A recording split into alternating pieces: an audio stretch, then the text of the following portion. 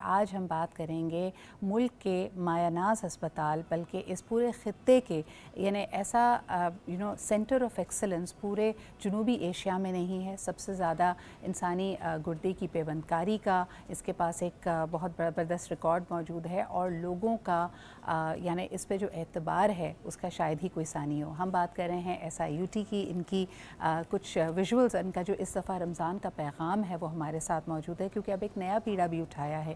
ایک children's hospital بنانے کا بھی ارادہ کیا ہے. بچے کی ذرا سی تکلیف ہے ماں باپ کیسے بلک اٹھتے ہیں اور اگر اس وقت اس کی تکلیف کو دور کرنے کے لیے آپ کی جیب میں پیسے نہ ہوں تو یہ دوہری ایک تکلیف ہے اور میرے خیال میں ایک قیامت کا سا منظر ہوگا کسی بھی والدین کے لیے.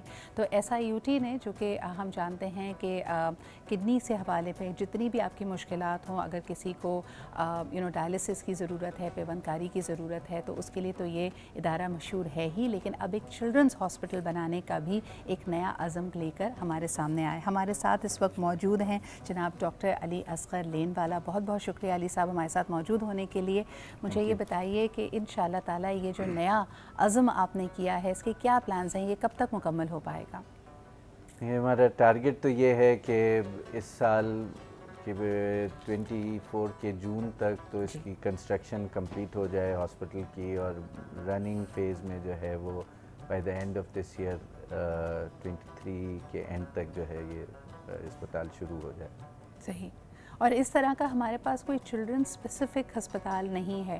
آنے والے دنوں میں ہم آلریڈی دیکھ رہے ہیں کہ کراچی اس وقت دنیا کے تمام سب سے بڑے شہروں میں اس کا شمار ہوتا ہے, 5th موسٹ لارجسٹ سٹی بنتا جا رہا ہے. آنے والے وقتوں میں یہ مزید بڑھے گا, تو اس طرح کی ایکسلنس کی ضرورت ہے. مجھے یہ بتائیے کہ پلانز کیا ہیں, یہ بلڈنگ کتنی بڑی ہوگی, کیا یہاں پہ مفت علاج ہوگا, کسی خاص بچوں کی بیماریوں پہ آپ کا زیادہ فوکس ہوگا؟ نہیں, چلڈرن ہاسپٹل تو کراچی میں ہے, NICH ایک بہت بڑا اسپتال ہے. جی. جو اسپیشلٹی کیئر کے حوالے سے اگر آپ دیکھیں تو وہ بچوں کی اسپیشلٹی کیئر کے اسپتال الگ سے نہیں ہیں.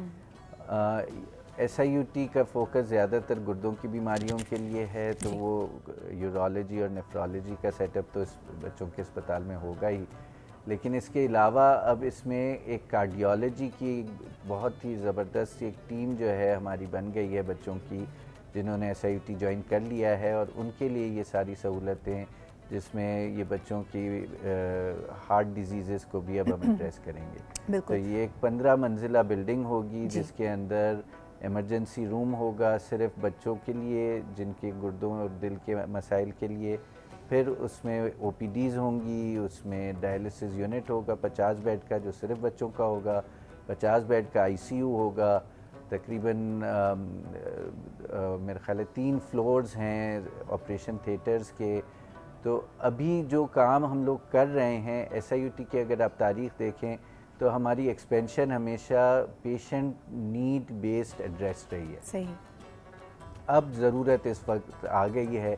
آپ دیکھیں کہ پاکستان میں جتنے ان چند اب دنیا کے ممالک میں سے رہ گیا ہے جہاں تقریباً 30% آبادی بچوں کی ہے, تو یہ ملینز آف بچے ہیں. اچھا, اس کے علاوہ ڈاکٹر صاحب آپ نے بالکل صحیح کہا کہ ملینز آف بچے ہیں, 2 کروڑ تو صرف ہم ان کی بات کرتے ہیں جو اسکول جانے کی عمر کے ہیں, اسکول نہیں جانتے.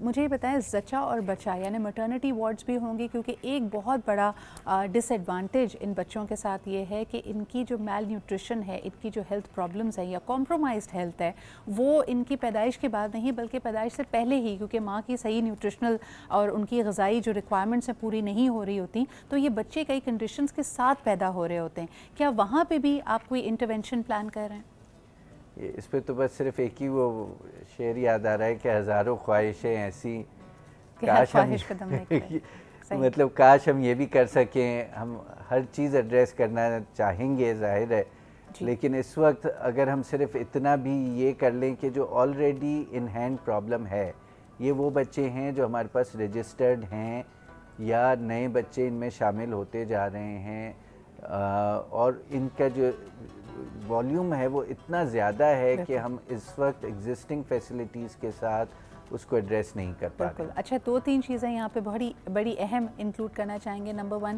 کرٹیکل ڈیسیزز جو بچوں کی ہیں, جیسے آپ نے اشارہ دیا کہ چاہے گردے کا مرض ہے, چاہے جگر کا مرض ہے یا دل کا مرض ہے, اس کے لیے اسپیشلائز یونٹس ہوں گے.